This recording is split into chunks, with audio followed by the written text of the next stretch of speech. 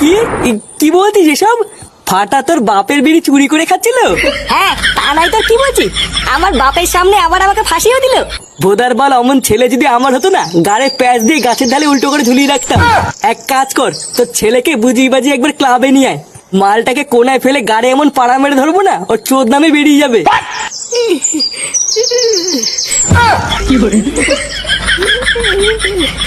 কি রে, আইসক্রিম আনতে গিয়ে মনে হচ্ছে সেটা ভাঙা চোদন খেয়েছিস। পল্টুদা, ওই চোদনা লালটু আমাকে ধরে মেরেছে। বাড়া আমাকে একা পেয়ে কি মারা মেরেছে পল্টুদা, তুমি জানো না? কি, লালটু তোকে মেরেছে? বোকাচোদা, লালটু আমাদের ক্লাবের সদস্যর গায়ে হাত দিয়েছে? বাড়ার দোকানে ঢুকে যদি খলখল করে পুঙ্গানো মারতে পারি, আমার নামে পল্টু না। এ বাড়া, এত খোঁজ যাচ্ছিস কেন? আগে কি হয়েছে পুরোটা শোন। হ্যাঁ, কি হয়েছে বাড়া, খুলে বলতো। আর বলো না পল্টুদা, ওই ফুটুর ঢামনা চোদা ছেলের জন্য লালটু আমাকে ধরে মেরেছে। কি হয়েছে আমার ছেলের জন্য মানে? হ্যাঁ, তোর ওটা ছেলে না রে, ওটা একটা পাকা শান্তির ছেলে। জানো পল্টুদা, চোদ্দাটা লালটুর দোকান থেকে বাকিতে আইসক্রিম খেয়ে লালটুকে মারার চোদ বলে পালিয়েছে।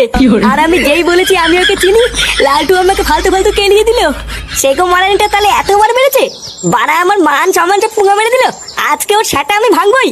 দেখ ফুটো, তুই তোর ছেলের কি করবি কি না করবি আমি জানি না, তবে লেওড়া তোর ছেলের আজকে আমি সেটা ভাঙবো, এটা শিওর। লেওড়া ওর জন্য আজকে আমাদের রাস্তাঘাটে পর্যন্ত চোদন খেতে